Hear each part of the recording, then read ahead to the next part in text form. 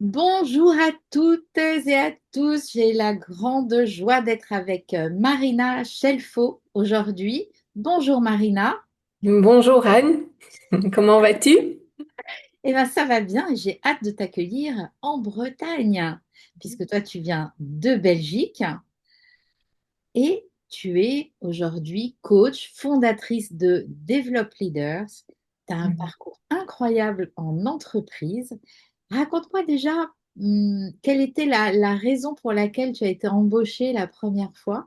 En fait, j'ai commencé en ressources humaines suite à un intérêt que j'avais pour tout le volet sociologique, ça veut dire tout le volet comportemental de groupe, des masses de personnes, si tu veux.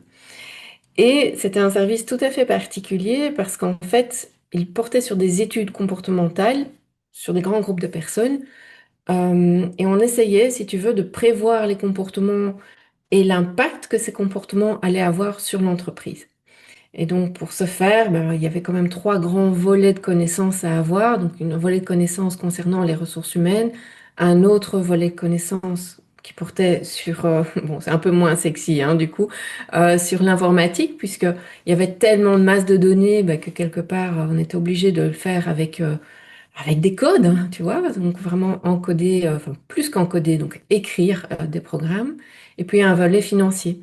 Parce que l'idée, c'était sur base de ces comportements, eh bien, à quoi pouvait s'attendre l'entreprise dans les 10, 20, 30 ans qui allaient venir, et sur base de ça, quel allait être le coût que ça allait représenter et quelles décisions devaient être prises alors du coup par l'entreprise anticipativement, si tu veux. Donc ça veut dire qu'un exemple très concret, le télétravail a été largement allez, ouvert lors du Covid, mais quelque part en 2001, 2002, on était déjà en train de travailler sur ce que ça allait pouvoir être, ce que ça allait pouvoir générer, bon, ben, c'est là le côté un peu moins sexy, hein, générer comme argent en gain ou en perte, tu vois. Et comme on était sur des volumes d'entreprises qui étaient vraiment des grosses, grosses entreprises, l'impact était quand même important. C'est drôle de dire ça, mais là où il y a 20 ans, on allait s'occuper plutôt que du côté financier, avec le temps, ça a évolué quand même et, et porter quand même pas mal d'attention sur ce que ça allait générer au niveau humain. Ça a été vraiment très, très formateur. Et puis, voilà, il n'y a pas de hasard, hein. La vie est bien faite. C'était quand même fou de faire cette étude et puis ensuite de s'occuper beaucoup de l'humain dans d'autres gros groupes, dans d'autres entreprises. En parallèle d'être une compétitrice et athlète en équitation, de créer ta famille et puis de fonder Develop Leaders. Et donc, la base, en fait, pour toi de Develop Leaders et de tes accompagnements, de ton accompagnement, c'est vraiment la confiance. Et donc, ta conférence va s'appeler La confiance, le socle. Comment, à quel moment tu as pris conscience de l'importance de la confiance en soi? En fait, je pense que cette importance m'a sauté aux yeux simplement dans mon développement professionnel dans un premier temps, si tu veux. Dans le sens que, étant plus jeune, je me posais moins de questions. J'y allais plus franchement, tu vois. Et ça m'a permis aussi de prendre des challenges qui étaient quand même importants, puisque on parlait de mon début de carrière là tout à l'heure, mais ça n'a pas été simple. Je me souviens par exemple, ok, quand d'abord ils m'ont engagé, quand je leur ai demandé pourquoi ils m'ont engagé, ils m'ont dit oui, parce que tu nous as dit que tu voulais évoluer. J'ai eu un peu la trouille quand j'ai vu la quantité de choses à ingérer avec le temps que j'avais devant moi. Mais en même temps, je me suis pas posé la question de savoir si j'allais y arriver ou pas. À ce moment-là, dans ma tête, j'allais y arriver, tu vois. Et avec le temps, avec la vie, bah, petit à petit, on reçoit des petits coups à gauche, à droite, et la vie peut nous faire perdre bah, une confiance qu'on a commencé à construire. Et c'est ce qui m'est arrivé aussi. On va dire une dizaine, quinzaine d'années plus tard, le doute a commencé à s'installer. J'ai commencé à perdre confiance, à me poser beaucoup de questions. Et Et en fait, tout peut se bloquer à partir du moment où cette confiance peut s'effriter. En tout cas, c'est ce que j'ai vu, et c'est ce que je vois dans les accompagnements aussi. Donc, on peut vouloir construire plein de projets et c'est génial, mais si la confiance de base n'est pas là, ça va être difficile. Et donc, quand je dis la confiance, c'est la confiance en soi, mais c'est aussi la confiance qu'on va délibérément accorder aux personnes qui sont autour de nous.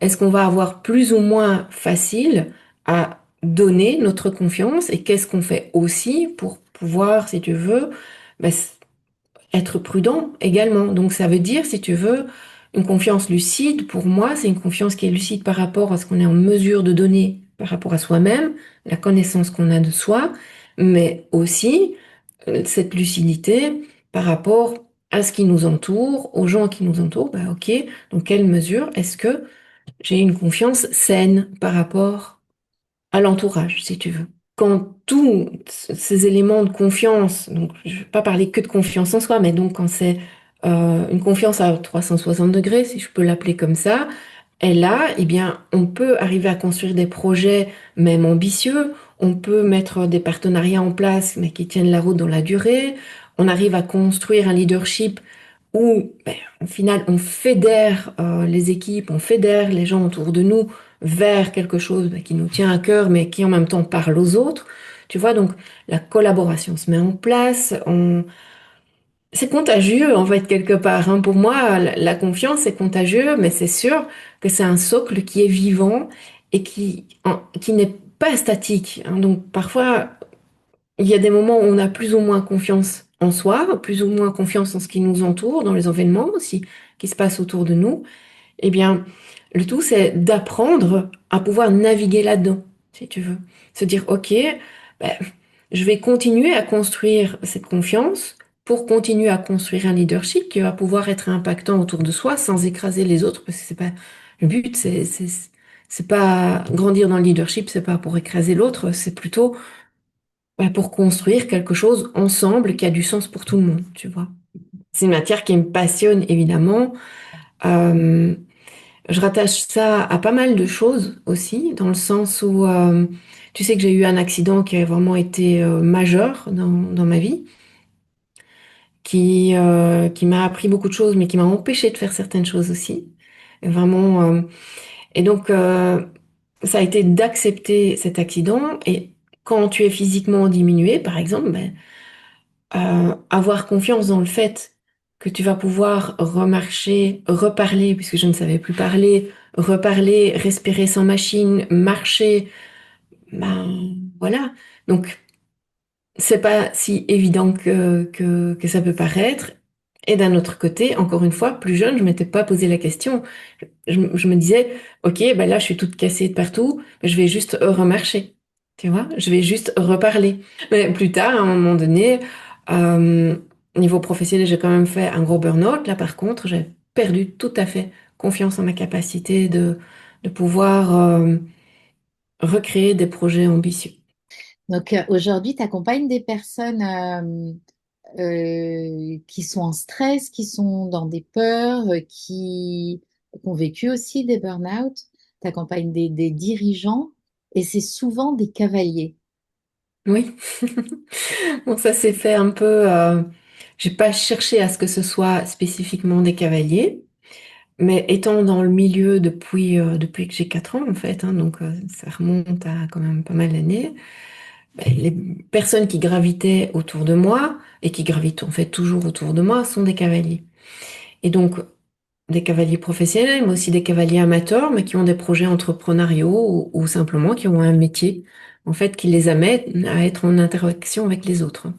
Donc en fait, tous les métiers, en fait, on est toujours en interaction avec les autres. Mais en tout cas, si tu veux des métiers qui leur demandent à faire preuve de leadership, à construire ce leadership et qui leur demandent aussi à être cohérents par rapport à ce qu'ils veulent mettre en place, puisqu'ils ont des équipes, etc. Et donc, quand, le fait qu'ils arrivent chez nous à la maison, c'est souvent parce que quelque part, ils ont un projet si tu veux, qu'ils ont glissé sous le tapis. Donc, un projet qui leur est cher au niveau professionnel, mais pas que, hein. Ça peut être du développement sportif, ça peut être un choix de vie qui change, euh, ou un développement professionnel, souvent l'entrepreneuriat. Et en fait, ils ont glissé ça sous le tapis par manque de confiance, par, je dirais, un déséquilibre quelque part, un déséquilibre de vie généralement. Et donc, ils glissent ces projets sous le tapis, ils essayent de le tirer hors du tapis, mais n'y arrivent pas. Ça génère des frustrations. La situation qui devrait changer ne change pas, ben, le stress augmente. Et donc, en fait, ils arrivent dans une situation d'inconfort. Donc, ils aimeraient réaliser souvent quand même un projet professionnel. Ça n'avance pas et du coup, ils en arrivent à prendre contact avec nous. Voilà. Et ce qui est très intéressant, c'est que bon, l'équitation est un sport qui demande à avoir un certain leadership par rapport à l'animal. Et ce qui est intéressant, quand même, j'aime bien challenger tout ça, parce que oui, on a du leadership par rapport à un animal, mais c'est pas pour ça qu'on est vraiment en train de leader sa vie, en fait. Avoir du leadership sur sa vie, d'avoir un équilibre de vie, etc., etc. Donc, ce que j'observe, ce que j'ai pu observer ces dernières années, c'est que d'un côté, oui, on a du leadership sur l'animal, on le construit. Pour le sport, c'est absolument nécessaire, hein, parce que sinon, je vois pas comment tu peux faire bouger un animal et qu'il fasse équipe avec toi sans avoir quand même une base de leadership. Mais en même temps, ben, il y a plein d'autres volets de la vie où là, c'est difficile, tu vois. Donc, lors de ta conférence, alors on sent que tu as vraiment une expérience riche hein, de la confiance et du leadership, et donc tu connais bien les rouages. Qu'est-ce que tu vas nous apporter pendant cette conférence? Oui, mais du coup, tu vois, l'idée, c'est vraiment d'envisager la confiance déjà pas uniquement comme la confiance en soi, mais plutôt une confiance qui va porter et sur soi et sur ses interactions. Donc, il y a quelque chose qui est pour moi plus large, hein. Donc, c'est une qualité de connaissance de soi, mais une qualité de connaissance de soi aussi dans ses interactions et des personnes qui entourent, hein. Donc, et alors, là, quelque chose qui me tient quand même vraiment à cœur, c'est de se dire que oui, on peut avancer vers plus de leadership, mais en même temps, le socle, le fondamental de travailler sur son leadership, c'est quand même travailler sur sa confiance, tu vois. Hmm. Et donc de l'envisager comme quelque chose de vivant, c'est pas statique, ça bouge avec la vie. Il y a des moments où ça va mieux et il y a des moments où c'est pas génial, mais en même temps, ben, c'est apprendre à reprendre les rênes de sa confiance, hein, au propre comment figurer, du coup ici avec les cavaliers, mais c'est reprendre les rênes et de se dire, ok, là je suis en déséquilibre, je reprends euh, conscience de ça et ok, j'y retravaille pour pouvoir toujours grandir en termes de leadership. En fait, il n'y a rien de statique dans tout ça. Ce que j'entends, c'est qu'on imagine quelque chose de, voilà, maintenant j'ai confiance en moi, là maintenant je prends du leadership, mais la vie c'est que du mouvement. Ce qui nous entoure, ce n'est que du mouvement et forcément, ben, tout ce mouvement va, voilà. Donc l'idée, c'est vraiment d'apporter une façon de voir peut-être un peu plus concrète de comment cette confiance peut s'installer dans la vie et de manière durable. Tu vois, Hmm. la durabilité, c'est quelque chose qui pour moi est vraiment important. Parce qu'il ne s'agit pas d'avoir une action isolée qui est très bien, c'est très chouette, hein, c'est super, mais on vit plus longtemps que cette action isolée. Donc c'est vraiment pouvoir dupliquer tout ça. Donc il y a vraiment une notion pour répondre à ta question, on va aller visiter ce qu'est ce socle vivant, ce que ça implique de faire concrètement, et en même temps comment l'instaurer dans la durabilité. Quel parallèle tu fais, ou plutôt pas quel parallèle, mais quel lien tu fais entre la confiance et la santé? Mhm. Intéressant comme, comme question. En tout cas, euh, j'ai perdu de nombreuses fois la santé suite à des accidents. Et enfin, surtout un accident qui a entraîné. plein de réopérations, plein de soucis, si tu veux. Et donc, quand tu commences à perdre la santé, quand tu commences à sentir que ton corps ne répond plus, eh bien, tu vas aussi commencer à douter en ta capacité de prendre des projets. Alors, c'est pas clair dans la tête, ça, tu vois, parce que si tout était clair, ce serait déjà plus facile. C'est plus, c'est plus fin que ça. C'est de se dire, mais, ok, mais en fait, là, mon corps, c'est tout à fait inconscient, mon corps, il répond plus, et donc j'ai un projet qui est là devant moi, mais en fait, je me sens fatiguée, en fait, je me sens pas bien, j'ai du mal à reprendre mon souffle, j'ai mal là, j'ai mal là, j'ai mal là, et tout ça, ça peut mettre en doute. Ça peut mettre vraiment en doute sa capacité à accomplir des choses. Donc, je dirais que c'est le lien. Et puis, l'autre lien que je fais, c'est que bah, des revalidations lourdes, j'en ai eu trois. La première, j'avais 14 ans, donc on est un peu, on est là et on n'est pas là en fait en même temps, tu vois. Mais après, en tant qu'adulte, ces revalidations lourdes, mais t'es pas sûr en fait. Est-ce que ce que tu as considéré comme étant un dû, enfin moi j'ai considéré le fait d'être en bonne santé comme étant un dû. Ouais, J'ai dit ok, j'ai payé mon tribut, donc maintenant ça va aller et je ne payerai plus rien, mon corps est là et voilà. Mais non, ton corps il t'est pas dû, donc après en tant qu'adulte, c'est de se dire bah ok là en fait je suis pas sûre de pouvoir faire à nouveau ce que je faisais. Et peut-être que je vais devoir l'adapter, mais j'ai pas envie de l'adapter. Je ne sais plus qui a dit, oui, ben voilà, on a toujours plein de problèmes dans la vie, et puis à un moment donné, tous les problèmes s'effacent, c'est quand on commence à avoir des problèmes de santé. ouais.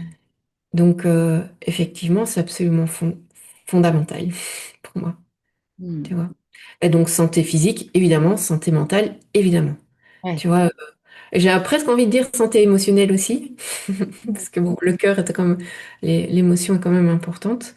Donc, Donc, oui. travailler sa confiance, ce socle vivant, ça va sûrement harmoniser le corps et le mental. En tout cas, ça va être soutenant pour être en santé ou guérir finalement.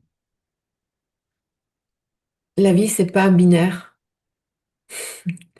Il n'y a rien de figé, si tu veux. Et donc, dans le rien de figé, ça touche à toute notre personne, en fait, hein.